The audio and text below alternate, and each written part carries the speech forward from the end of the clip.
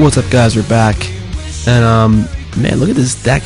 Came in second at the GP. This thing is wacky. Left Sky Knights, Skyjet guys, and Wraths with like 30 creatures. It's crazy. All right. Anyway, so we're back with round 2 of our cube draft with our sweet mono green deck, and let's get right to it. Yes, we're gonna play first. All right, pretty sweet hand. We're looking at a pretty fast Genesis wave here. So we're not gonna mulligan. We're gonna open up on Tree Speaker, and we're gonna level it and pray it doesn't have a lightning bolt. And then we can cast our Relic and our Pilgrim, and we can hopefully cast this wave pretty quick. That's ideal. This is a card that I don't know why he just main phase drew a card. I'll see, that's like a reanimation suite, which would be really bad for us.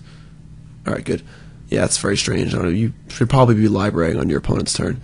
But this is a card that I don't like very much. Now, I was talking with my buddy Pete Ingram about this, and he kind of like scolded me. Like, I understand the card is very powerful, but in a game like this, this is a very good example. I mean, I crushed a library in one of my previous drafts like a few days ago, where it was very similar to this. I was in the play, I had an elf, and I had so much stuff in play on turn 3 and 4, and he hadn't played anything because he was just drawing cards in the library and stone raining himself, essentially. I just destroyed him. It didn't matter how many cards he drew.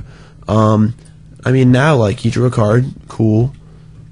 I'm going to play a bunch of stuff and build my board while he draws a card. And like, library, again, library is an insane card, don't get me wrong, but Magic, as I kind of keep saying over the past few videos, is very much an on the board game now. It's all about cascading advantages and kind of building your board and presenting more threats and kind of just building on the advantages that you're creating. It's not about just nickel and diming and drawing extra cards. We're going to end up with board states here, but exactly, he has to cast a spell. So, it's not really, I don't know, it's obviously very, very good, but it's not nearly as good as it seems like it would be. So now here we're, let's see, we have 1, 2, 3, 4, we have 6 mana already. I think I want to just rock this Relic and then just wave next turn. Other options would be we could bestow a Boon Satyr, we could play Precursor Golem, which is pretty good.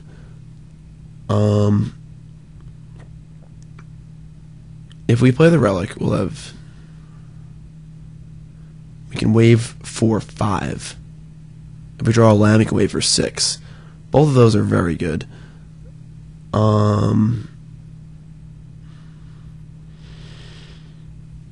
Precursor Golem's also very good. It's not very good against his first striker. Yeah, we're just going to go for the wave plan here. We're going to play our Relic. We're going to level up our Tree Speaker too, because there's no real reason not to. Actually, I guess we could theoretically cast Boon Satyr at the end of his turn. Probably don't want to, but that's fine. Alright, so we're just going to ship the turn. And again, like here, what's he going to do? Library and draw a card? If I had a Rashad port in play right now, I would happily port him. And he's essentially porting himself by librarying. So, like, again, it's obviously very good. But, alright, so this is fine. Let's see what we've got. Alright, so Vampire Nighthawk, sure.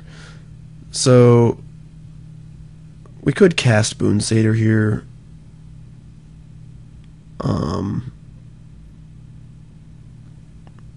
We're obviously going to add a Relic. The question is, do we want to cast Boon Satyr? We already have a 5-drop in our hand. And Precursor Golem for the following turn, we're going to cast Genesis Wave. So right now we're waiting for 5 or 6. Drawing a land would be sweet because we have a lot of good 6-drops in our deck. Do we want to cast Boon Satyr? No, I think we're just going to hold it. Yeah, I think it's fun. I think we can just save it. Obviously, bestowing it's very, very good, and we'll have plenty of mana. In case we brick on our wave and just like hit 5 lands, we have stuff to do with our mana.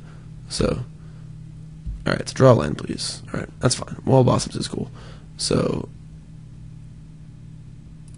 green.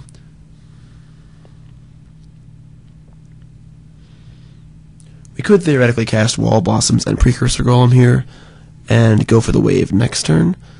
We really want to wave for 6 if possible, and we will give us 2 extra draws to draw a 6th or a 4th land, a 6th X for our Genesis wave.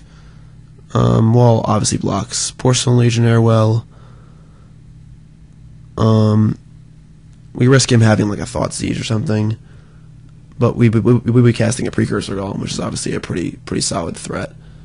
So I think we're going to do that. I think we're going to wait a turn on our wave. I think we have enough where we can play a very significant turn here without having to wave. So we're going to do that.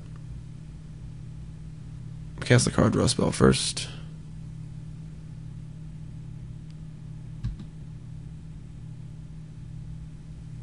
Ooh, boy. Alright. Well, it's a good thing we didn't wait for 5.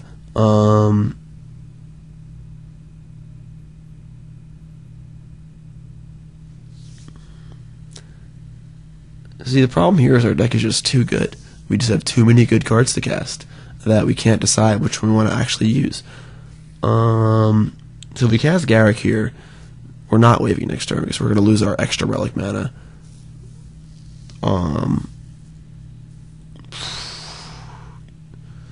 Garrick's obviously insane.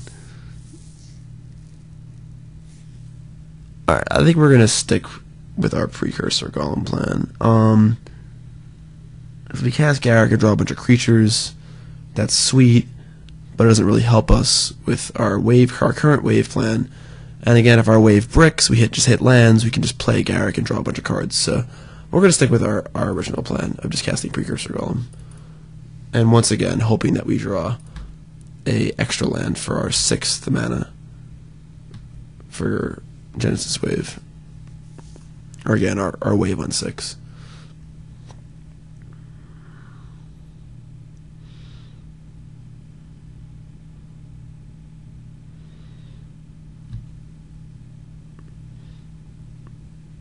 Alright, so now he's just like on the total defensive. So let's draw a land here and just blow him into next year. That would make me happy. Land? Dismember. Alright, whatever. We're going to wait for 5 here and just let it ride.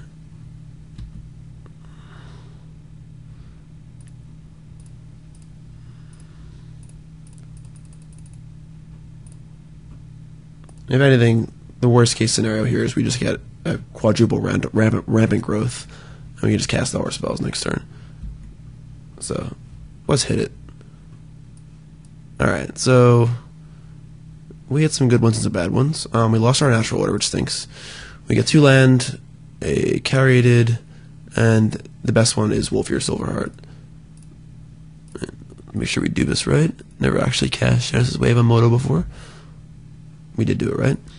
And we can Soul Bond with I guess we can choose the actual Golem, because that's the one we want him to kill. I think that would kill all. It doesn't really matter, I guess. So whatever.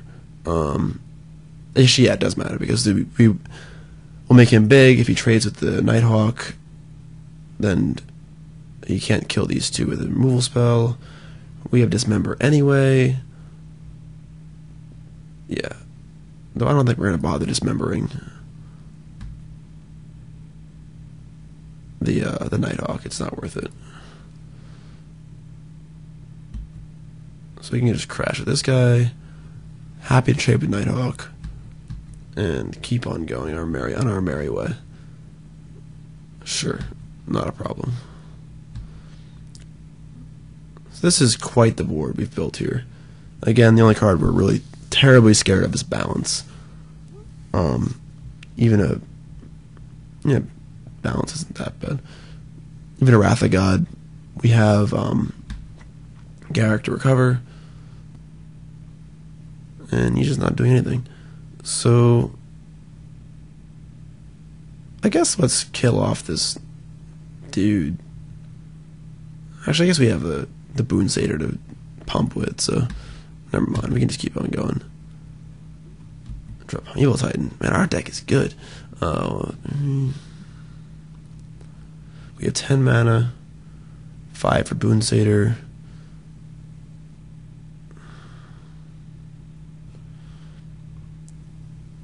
One short of that.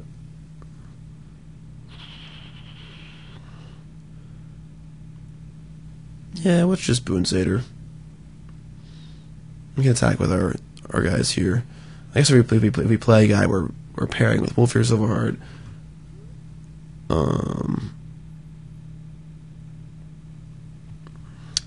So much good stuff to do.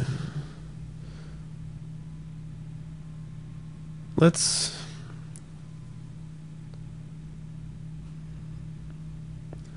is very awkward because we have 10 mana. We have 6 drops in our hand, so we can't cast a 6-drop and evoke or bestow the Boon Satyr. This is kind of silly. This is just like, you know, you want to kill our opponent with a bazooka or a shotgun. Like, I don't think it matters what we actually cast here. It's pretty hard to lose, but let's do it right, I guess. Also, playing a creature pumps our Wolfear Silverheart. We could just dismember this guy. We can play Garruk. There's like a million things we can do. I'm going to play Garruk and just plus it. Try and draw a creature that's cheaper. So we'll do that. Yeah, Garruk's pretty sweet. So let's do that. Heh. That was actually probably the ideal card. We're one short actually. Still, whatever, it's fun. So we'll just play the Vengevine. We'll pair it up, attack for 1,000,000, and let him do whatever he wants to do. We don't really care if the Vengevine dies. We just don't care. Whatever.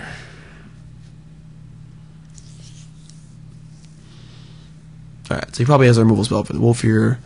That's fine. He takes 6. He doesn't. He's just dead. Sure. Alright. Easy game.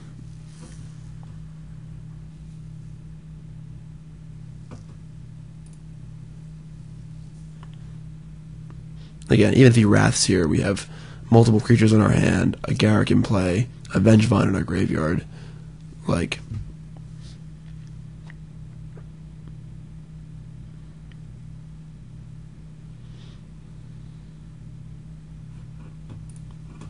this Gideon's cute. Our Planeswalker's better.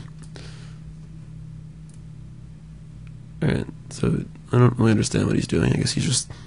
Yeah, alright. So, let's move to sideboarding. Cool. Music going. I guess theoretically we could board in Beast Within to deal with his Gideon. We don't really care about that.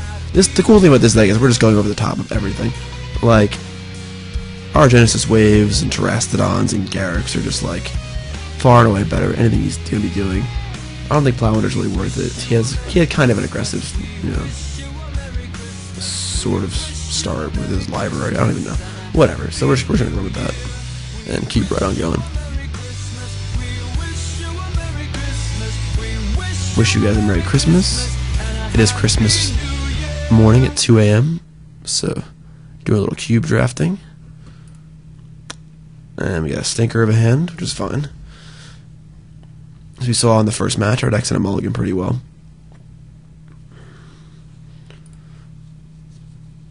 Another stinker. This one's pretty bad.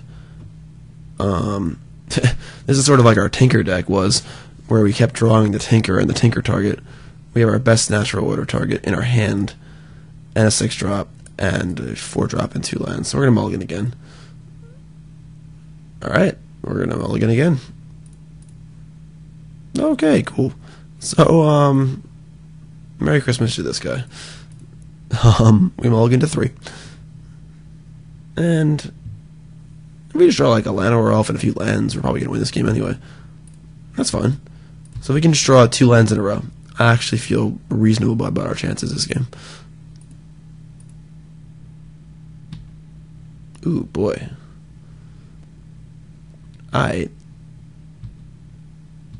That makes things a little more difficult. Didn't draw our land either. So we're probably losing this game.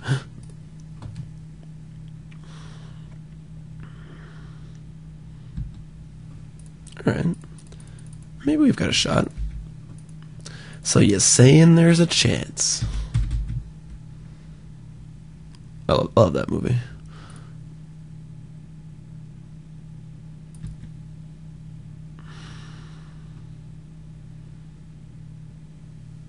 So if he doesn't do anything. Oh. Okay. I guess Mind Twist is pretty fair when you mulligan to 3 or whatever you mulligan to. Do we actually mulligan to 3? Was it 4 or 3? It was 3. Alright, so we just got Mind Twisted on our mulligan to 3. Mulligan to 3 game. Yeah. Merry Christmas. Well, I guess that's kind of scary, but he has Black Lotus and Mind Twist in his deck. Because he could theoretically just Mind Twist us for like 1 million on turn 2 next game. So we'll keep that in mind when we try to not mulligan to 0. Alright, so we lost the game, we mulligan to 3. These things happen.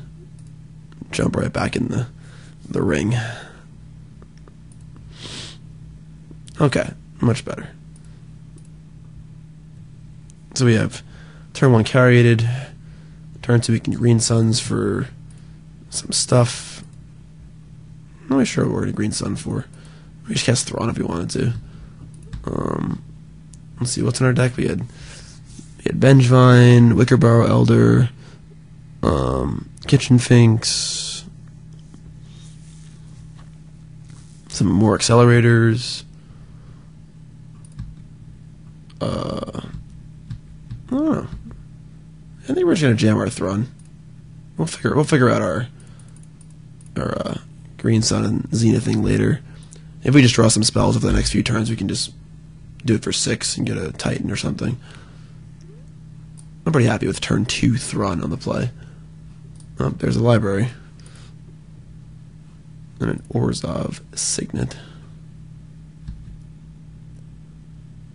Alright, so we could just get a Vengevine here and just like go full Monty on this guy with our Green Sun Zenith. Yeah, we'll just do that.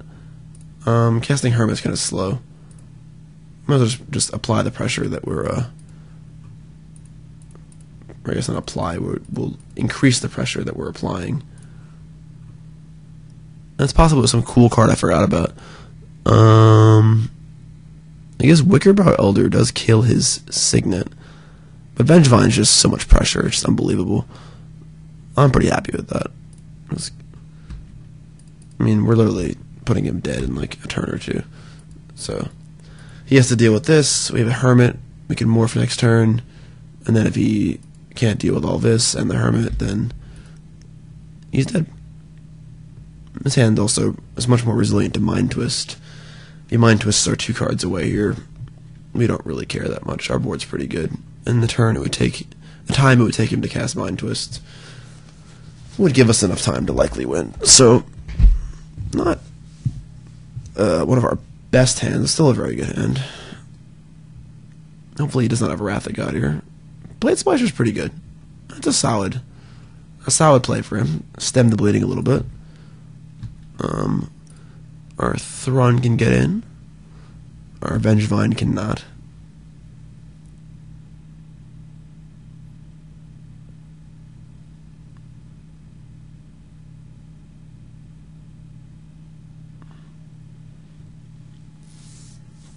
Hope you guys enjoyed the Christmas music. I had my radio show yesterday. Had a fun Christmas show. Played all sorts of like punk and rock and covers and stuff of all fun Christmas songs. That last one was Weezer, We Wish You a Merry Christmas. Last video was the Vandals doing Oi to the World. Good stuff. I'll post a link to the show at the end of this article. Alright, so we're going to get our Hermit out there. And we're doing a pretty good job of applying pressure here. Next turn, if we draw a spell, we can play a spell, we can flip the Hermit if we have to.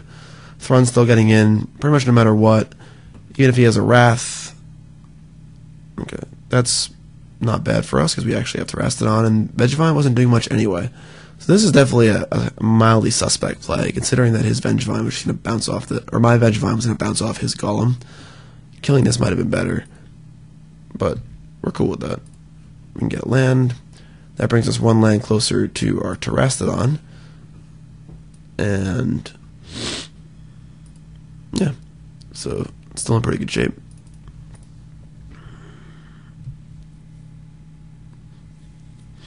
Looking forward to taking this big green machine to the finals. Not been thrilled with the results in these videos so far. We lost round 1 and round 2, so looking for a little vindication, even though some of those losses were a little stinky. But alright, yeah, so we're going to crash our Thron. He's probably going to chump with this Blade Splicer. And then we're going to cast Terastodon, and we can like just kill our own lands, make an army. Might want to kill his Bitter Blossom just in case. We can kill his white sources so he can't Wrath. A lot of things we can do with our Terastodon. We'll just crash our Thron and see what he does.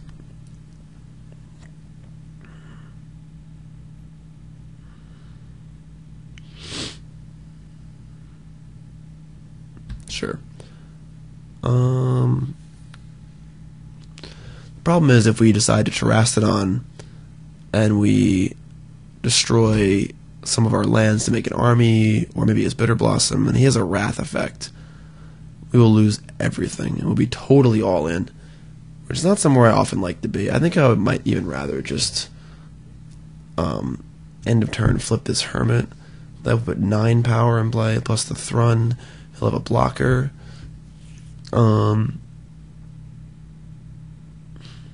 It's kind of a tough call. He's playing a lot of creatures, so it's not necessarily likely he's playing a Damnation or a Wrath of God in his deck. If we Terastodon, say we kill his Bitter Blossom and 2 of our lands, that provides an ample attacking force. 3, chump him, that's 8. I think we're just going to flip our Hermit. I don't want to cast Terastodon yet. I think we're just going to wait. We'll play a land in case we get Mind Twisted, but we're just going to chill for now. I often defer to playing it safe. And like leaving his Bitter Blossom in play, he's 8 is not the worst thing in the world.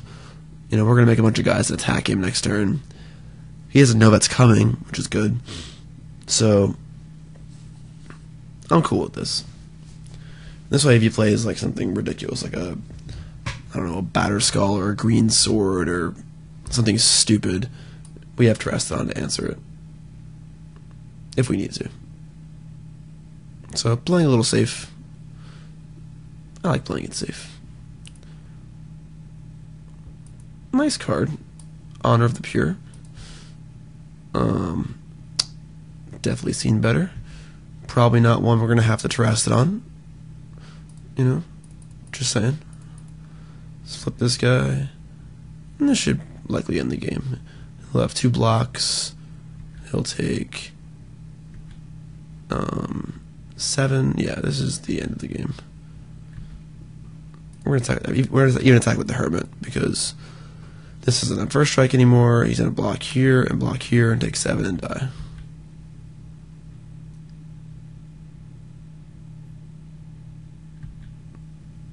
Alright. And that's a game. Good game to you too, sir. And that's the game. So, Big Green Machine is heading to the final.